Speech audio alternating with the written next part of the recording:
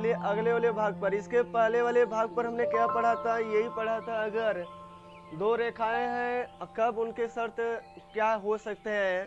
पहला शर्त यही है, अगर अपने पास दिए गए इक्वेशन है a1/a2 equal to b1/b2 does not equal to c1/c2, अगर यह कंडीशन होता है तो ये रेखाएं आपस में समांतर हो जाएंगी, पैरेलल हो जाएंगी। क्या भाई साहब, ठीक है ना। और आपको बताया गया था a1 does not equal to a2, a1/a2 does not equal to b1/, अगर ये बराबर नहीं होते हैं तो यह इंटरसेक्टिंग लाइन हो जाएंगे। इंटरसेक्टेड लाइंस होते ही क्या करेंगे भाई, एक दूसरे को केवल और केवल एक बिंदु पर प्रच्छेद करेंगे, इनके केवल और केवल एक सॉल्यूशन होगा, है ना। और a1/a2 equal to b1/b2 equal to c1/c2, तो ये इस रेखा को नाम क्या रेखा बोलते हैं भाई, संपाती रेखाएं बोलते हैं। अच्छा, कोइंसिडेंट रेखाएं हो जाएंगे, है ना, कोइंसिडेंट लाइन से। तो आगे चलते हैं अगले वाले पार्ट पर। अगला क्या है, x और y का मान निकालना है।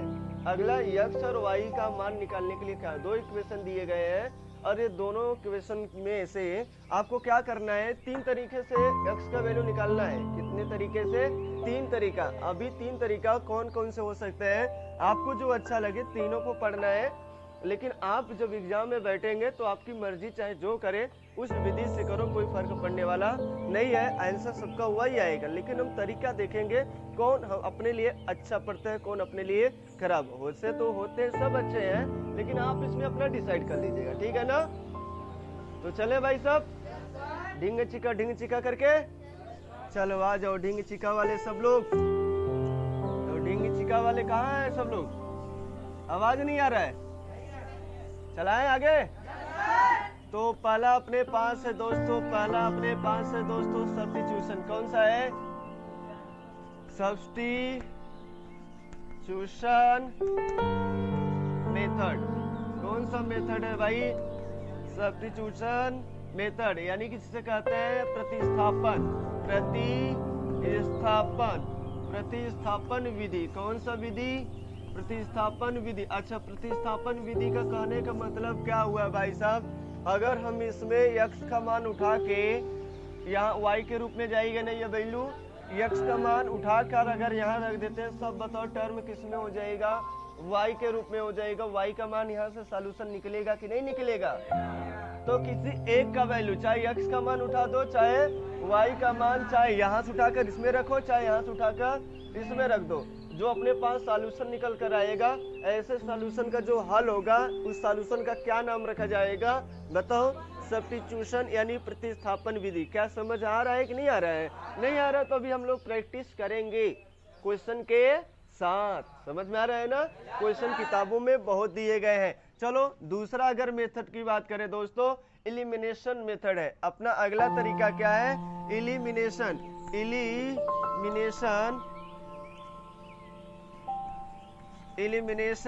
मेथड। कौन सा मेथड है दोस्तों, एलिमिनेशन मेथड, यानी कि विलोपन विधि। कौन सा विधि है, विलोपन विधि। और इसी विधि को मैं भी लाइक करता हूं भाई साहब। किस विधि को, इसी विधि को लाइक करता हूं क्योंकि ये आसानी से लग जाता है। करते क्या है, आप इस तरह के समीकरण को लगाए होंगे, यानी कि अपने पास 3x प्लस 5y माइनस या बराबर 6, और यहाँ पे दिया गया है अगला समीकरण जो दिया गया है 3x प्लस 8y बराबर 9 दिया गया है। तो बताओ ऐसे समीकरण को हम लोग क्या करते हैं, तुरंत घटा के हल कर लेते हैं ना, जोड़ लेते हैं, घटा लेते हैं। यानी समीकरण बराबर नहीं है तो ऊपर नीचे गुणा भी करके एक को बराबर करके आसानी से क्या करते हैं, सॉल्यूशन करते हैं, नहीं करते हैं। ऐसे सॉल्यूशन का जो नाम पड़ेगा दोस्तों, उसे हम लोग क्या बोलेंगे, विलोपन विधि बोलेंगे। क्या बोलेंगे, विलोपन विधि बोलेंगे, ठीक है ना। और अगला अपने पास आता है जिसे हम कहते हैं क्रॉस मल्टीप्लिकेशन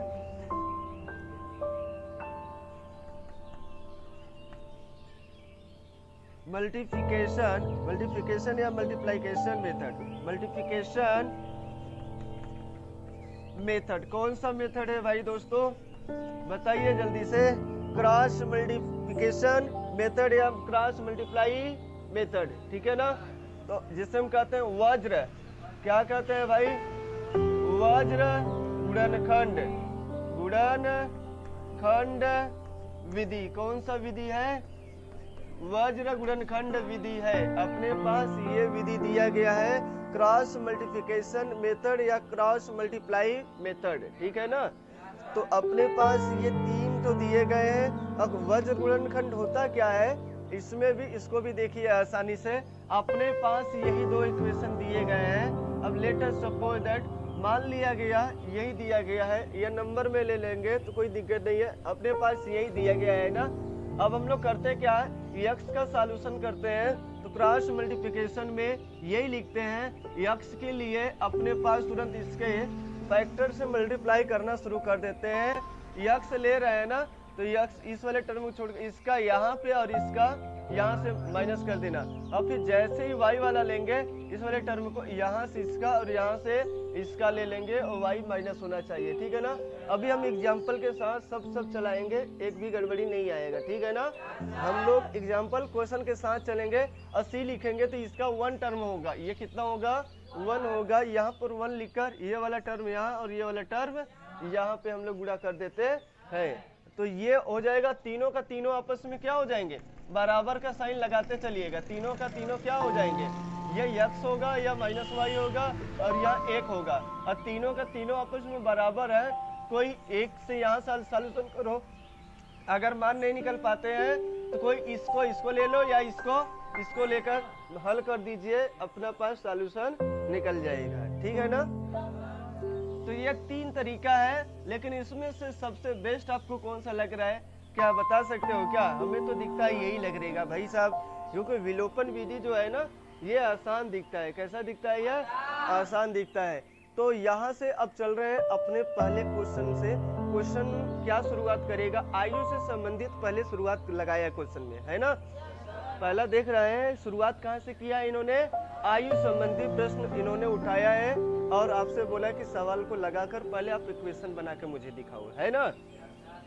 तो हम लोग चलते हैं अपने पहले सवाल पर, देखते हैं सवाल क्या कहता है आयु से संबंधित। चलिए भाई, इसे हटाया ना, नोट हुआ है कि नहीं, नोट। चलिए दोस्तों, सवाल पर चलते हैं। सवाल में पहले आप 3 पॉइंट समझेंगे, क्योंकि 3 पॉइंट कौन कौन से होंगे। आयु संबंधी सवालों में 3 महत्वपूर्ण बातें आपको समझना होगा, जो आयु से संबंधित सवाल पूछे जाते हैं, ठीक है ना। सबसे पहले आपको सवाल में अंत में यही पूछेगा कि उनका वर्तमान आयु ज्ञात कीजिए, है ना। तो मान लिया कि वर्तमान आयु का मतलब जो इस समय अवस्था चल रही है वह पूछ रहा है आपसे, ठीक है ना। जो अवस्था इस समय चल रही, जैसे आपको वर्तमान उम्र इस समय कितना है दोस्तों, 14 वर्ष, 15 वर्ष, 16 वर्ष, 18 वर्ष, कुछ भी होगा कि नहीं होगा। तो यही आपका वर्तमान उम्र है। तो आप अगर वर्तमान उम्र आपसे पूछता है तो वर्तमान उम्र आपको क्या मानना पड़ेगा, x मानना पड़ेगा। तो सीधा सीधा आप यही मान लीजिएगा। तो वर्तमान उम्र जो होगा, वर्तमान उम्र मतलब अभी अभी जो चल रहा है, ऐसे वाले उम्र को हम लोग क्या बोलते हैं, वर्तमान उम्र बोलते हैं। तो वर्तमान जो उम्र होता है, माना कि यह x वर्ष है, कितना है भाई साहब, let the present age of x years. तो अपने पास जो प्रेजेंट एज होगा दोस्तों वो कितना है, x वर्ष है। लेकिन x वर्ष वर्तमान आपसे पूछेगा, लेकिन बायोडाटा कैसा देगा, हो सकता है 3 गुना देगा, 4 गुना देगा, 8 गुना देगा, 4 वर्ष पूर्व देगा। पूर्व का मतलब क्या होता है और बाद का मतलब क्या होता है। तो पूर्व का मतलब पहले और बाद का मतलब बाद में ही होता है। तो बाद के लिए एक और शब्द बोला जाता है, पश्चात बोला जाता है ना। तो आपसे यही 2 चीज पूछा जा सकता है। पूर्व, पूर्व का मतलब पहले, पूर्व जब जहां कहीं भी आएगा तो पूर्व का मतलब पहले पूछ रहा है, और कितना इस वर्तमान उम्र से कितना पहले पूछ रहा है, इसी से माइनस करना पड़ेगा। जब भी मान लिया ये वर्तमान उम्र से, यानी कि जो उम्र दिया गया उस उम्र से 4 वर्ष पहले, तो 4 वर्ष पहले की बात करें, पूर्व की बात करें, तो x माइनस बताओ कितना वर्ष हो जाएगा, 4 वर्ष होगा कि नहीं होगा। तो पहले बात करेगा तो वर्तमान उम्र से घटाएंगे, इस पोजीशन में से क्या करेंगे, घटाएंगे। और दूसरा है बाद, यानी कि पश्चात बोलते हैं। पश्चात का मतलब क्या होता है दोस्तों, बाद होता है। और बाद का मतलब क्या होता है, इस वर्तमान उम्र से बाद, यानी कि इसके बाद की श्रृंखला आपसे पूछ रही है। तो आपको ये दो बायोडाटा मिलेगा, एक तो पहले का और एक या तो बाद का मिलेगा, और दोनों से मिलाकर आपसे बोलेगा वर्तमान उम्र बताओ क्या होगा। तो बाद वाले में क्या करेंगे भाई, 4 वर्ष, अगर 5 वर्ष 6 वर्ष बाद कर रहा है, मान लिया 6 वर्ष बाद बताओ क्या उम्र होगा। 6 वर्ष बाद इसमें क्या करेंगे, ऐड करेंगे क्या। तो अपने पास एक श्रृंखला दिखाई दिया कि मान लिया कि यह वर्तमान उम्र है। कितना है भाई साहब, यह वर्तमान उम्र है। अगर यह वर्तमान उम्र है तो इस रेखा के इधर चलेंगे तो बताओ क्या हो जाएगा, बाद हो जाएगा। क्या हो जाएगा, बाद होगा। तो यह प्लस की ओर भाग रहा है कि नहीं भाग रहा है। और इधर चलेंगे तो इधर पहले पूछ रहा है, अब यहाँ उम्र घटेगा कि बढ़ेगा, घटेगा भाई साहब। और यहाँ पे हम लोग पहले बोलेंगे, क्या बोलेंगे, पहले। और इसी का दूसरा नाम बताइए, पूर्व है। और इसी का दूसरा नाम बताओ क्या है, पश्चात है। क्या ये श्रृंखला भी समझ में आ रहा है या नहीं आ रहा है। यहाँ वर्तमान उम्र है, यक्ष है, तो इससे 2 वर्ष बाद बताओ यक्ष प्लस 2 वर्ष होगा क्या, ये बताओ, यक्ष प्लस 2 वर्ष होगा क्या। यहाँ पर यक्ष वर्ष है तो वर्तमान उम्र यक्ष वर्ष है, तो फिर बताओ 5 वर्ष पहले इसका उम्र बताओ कितना होगा, यक्ष माइनस 5 वर्ष होगा क्या दोस्तों, बताओ जल्दी से। यहाँ तक तो समझ में आया होगा ना अच्छा खासा, कोई दिक्कत, कोई परेशानी। तो सवाल पे चले हम लोग। तो सवाल पे सबसे पहले कह रहा है, अमिताभ अपनी पुत्री से कहता है 7 वर्ष पूर्व। देखो 7 वर्ष पूर्व आया है, क्या आया है, नहीं आया है, आया है मैं तुमसे 7 गुनी आयु का था। अब ये सवाल को जैसे जैसे बस बोलता है वैसे वैसे आपको करते चलना है। अच्छा, इस सवाल को पहले नोट डाउन करिए तो हम लोग आगे बढ़े।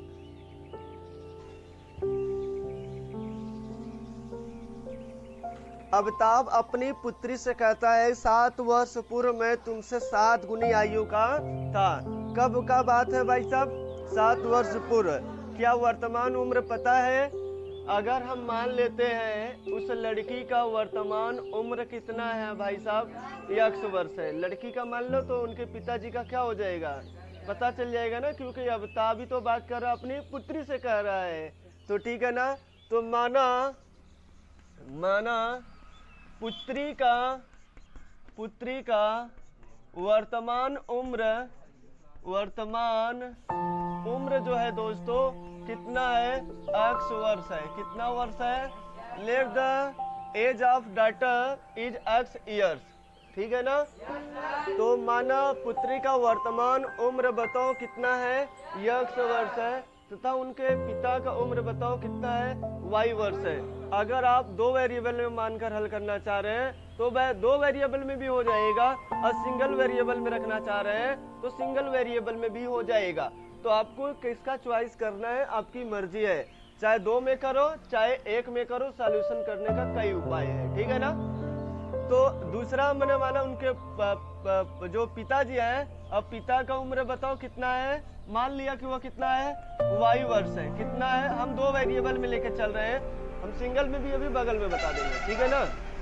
अभी 2 में देखिएगा तो तथा उनके पिता का उम्र बताओ कितना है, y वर्ष है। तब यहाँ पे अपने पास चलिए शर्त के अनुसार 7 वर्ष पूर्व, 7 वर्ष पहले आइएगा, ये तो वर्तमान उम्र हुआ कि नहीं हुआ। तो 7 वर्ष पूर्व, अगर 7 वर्ष पूर्व की बात करें तो पूर्व का मतलब पहले ना होता है, यही समझाया गया। 7 वर्ष पूर्व बताओ, यानी पुत्री का उम्र बताओ कितना होगा, पुत्री का उम्र जो होगा x माइनस 7 वर्ष होगा क्या, x माइनस 7 वर्ष होगा क्या। और पिताजी का जो होगा यानी अमिताभ जी जो है कितना हो जाएगा, और जो y माइनस कितना हो जाएगा, 7 हो जाएगा क्या। यहाँ से दोनों शर्त समझ में आया होगा। अब ये देखिए 7 वर्ष पहले, अब दोनों के 7 वर्ष पहले की बात समझ में आ रहा है। अब कौन किसके क्या बराबर ये देखिएगा, है ना। तो यह अमिताभ होगा या पुत्री होगी। अब यहाँ बोल रहे हैं अमिताभ अपनी पुत्री से कहता है, तो कौन कहता है, अमिताभ। कौन कहता है भाई साहब? अवताब कर रहा है। और किससे कह रहे हैं? अपने पुत्री से कह रहे हैं। किससे कह रहे हैं भाई? अपनी पुत्री से। क्या समझ में आ रहा है कि नहीं? अवताब अपनी पुत्री से कह रहा है। क्या कह रहा है? 7 वर्ष पूर्व मैं तुमसे 7 गुनी था। ये कह रहा है 7 वर्ष पूर्व मैं तुमसे 7 गुनी था। क्या बात समझ में आ रहा है कि नहीं आ रहा है? अवताब कह रहा है अपनी पुत्री से कह रहा है 7 वर्ष पूर्व, 7 वर्ष पहले का ही बायोडाटा ये है ना। तो 7 वर्ष पूर्व मैं तुमसे ही 7 गुनी का था। तो 7 गुना तो कर दिया। सही तो समझ में आ रहा है ना? नहीं समझ में आ रहा है? तो पुत्री से ही कह रहा है तो पुत्री में गुणा कर दिया। नहीं समझ में आ रहा है तो फिर 1-2 क्वेश्चन जैसे ही चलेगा अपने आप समझ में आना शुरू हो जाएगा। तो ठीक है, यहाँ तक तो समझ में आया। और इसको सॉल्यूशन कर देंगे तो इक्वेशन नंबर फर्स्ट बन जाएगा। क्या समझ में आ रहा है या नहीं आ रहा है? तो अगर हम बात करें तो अपने पास कितना निकल कर आएगा भाई साहब? ये y माइनस 7 बराबर 7x माइनस 7 49 हो जाएगा। इसको इस साइड उठा लो, उसको उस साइड लेते जाओ, इधर आएगा। या इसको इधर ले जाओ, 7x माइनस वाई है ना। इसको इधर ले जाओ तो 49 हो जाएगा। इधर प्लस हो जाएगा ना। तो लाएंगे 49 और माइनस 7। बताओ, इसको ही रहने दिया, इसको इधर ले गए तो ये प्लस इधर जाएगा तो क्या हो जाएगा? माइनस। इधर या माइनस इधर आएगा तो प्लस। ये पहले से माइनस वही लिखा गया है। और 7x माइनस वाई, अभी बताओ 49 में से एक जाएगा तो 42। Equation number first. ठीक ठाक चल रहा है ना? नहीं समझ में आ रहा है? आ रहा होगा। तो अगला शर्त इसका क्या बोला? अब से 3 वर्ष बाद। अब से 3 वर्ष बाद। तो पहले 3 वर्ष बाद वही बायोडाटा आपको समझाया गया। यहाँ पर दोनों खड़े हैं। ये दोनों यहाँ पर खड़े। यहाँ पिता भी यही है और पुत्री भी यही है। और दोनों लोग आपस में बतिया रहे हैं। और यहाँ से बोल रहे हैं मैं तुमसे पहले कितना था और बाद में कितना था। अब बताओ हम लोगों के कितना उम्र होगा? बाद वाला और अब वाला, यानी बाद वाला और पहले वाला दे दिया जाए तो हम लोग क्या करेंगे भाई साहब? नहीं निकाल पाएंगे क्या दोनों को सॉल्यूशन करके? प्रेजेंट एज क्या चल रहा है? तो यहाँ से अगर हम बात करें दोस्तों, क्या 3 वर्ष बाद, 3 वर्ष, कितने वर्ष बाद? 3 वर्ष।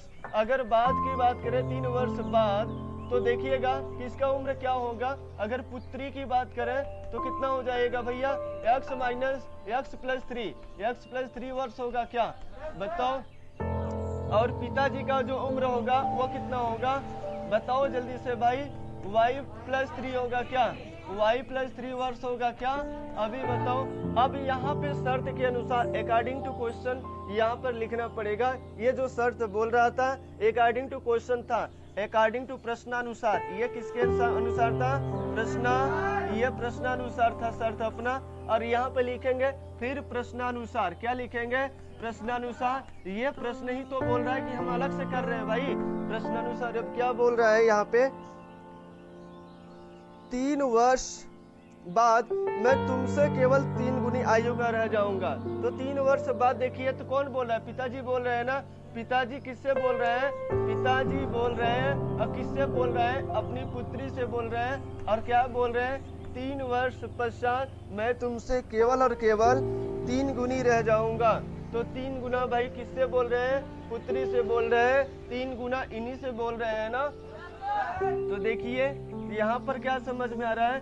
y प्लस 3 बराबर 3 एकम 3x प्लस 3 त्रिका 9। इसको इधर ला दो, जंपिंग करा दो। तो यह देखो इधर 3x है, 3x इधर जाएगा तो ये माइनस वाई, और पहले से ऑलरेडी इधर आएगा तो माइनस 9 और प्लस 3। क्या समझ में आ रहा है? क्या ये इधर आएगा तो माइनस हो गया ना। तो 3x माइनस वाई बराबर माइनस 9 से ये जब माइनस 6। समीकरण नंबर 2। समीकरण 1 और 2 को तो सॉल्यूशन करने तो अपने को आता ही है ना। तो समीकरण कुछ नहीं, एलिमिनेशन मेथड लगा दीजिएगा। कौन सा मेथड? एलिमिनेशन। यही दिखाई देता है क्यों? यहाँ माइनस वाई, वहाँ भी माइनस वाई, दोनों को घटा देंगे, वाई से वाई कैंसिल हो जाएगा। वाई से वाई जैसे ही कैंसिल होगा अपने पास क्या समझ में आएगा? वैल्यू समझ में आएगा कि नहीं आएगा? तो लिखेंगे फ्रॉम सॉल्यूशन, यानी solve from equation first and second. समीकरण 1 और 2 से हल करने पर, समीकरण 1 और 2 से, अब समीकरण 1 और 2 से क्या कर रहे हैं भाई साहब? समीकरण 1 किधर है? 7x है। कितना है? 7x है और माइनस वाई है बराबर कितना दिया है 42 दिया है 42 है ना। और अगला क्या दिया समीकरण 3x दिया है माइनस वाई है बराबर -6। क्या करेंगे दोनों सेम सेम है घटा देंगे क्योंकि माइनस माइनस क्या हो जाएगा प्लस और माइनस कैंसर प्लस माइनस गुणा प्लस होगा तो माइनस या माइनस 7 में से 3 जाएगा तो 4x हो जाएगा और बराबर ये माइनस माइनस प्लस 42 6 48 यही ना होगा। 4 से भाग दीजिएगा तो यक्ष बराबर कितना निकल कर आएगा 4 एक कम 4 4 दूना 8 12 आएगा क्या। तो यक्ष बराबर 12 यानी कि उस पुत्री का उम्र बताओ कितना निकल कर आया 12 वर्ष आया है। तो 12 वर्ष किसका निकल कर आया है उस पुत्री का उम्र आया। भाई साहब यहाँ लिख दे रहे हैं पुत्री का उम्र बताओ कितना निकल कर आया। पुत्री का जो निकल कर आया वह है 12 वर्ष। कितना है 12 वर्ष आया है।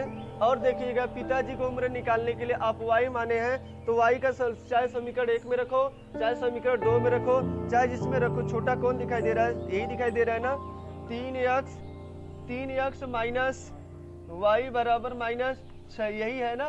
तो रख दो भाई x का वैल्यू।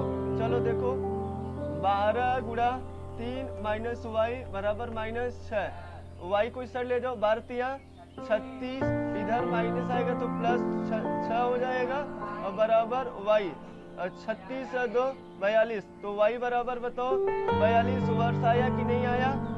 तो यक्ष का वैल्यू बताओ कितना आया भाई ये सब अपने पास। अर्थात पुत्री का उम्र 12 वर्ष था पिताजी आफ्ताब की उम्र बताओ कितना आया 42 वर्ष है। क्वेश्चन आसान लगा या कठिन लगा होगा। तो ऐसे ऐसे क्वेश्चन आपसे ही नहीं पूछा था केवल समीकरण बनाने के लिए पूछ रहा है लेकिन आप सब कुछ लगाते चलिएगा ठीक है ना। हाँ तो इस क्वेश्चन को नोट करिए अब तक यहीं पर स्टॉप कर दिया जाए है ना दोस्तों ठीक है।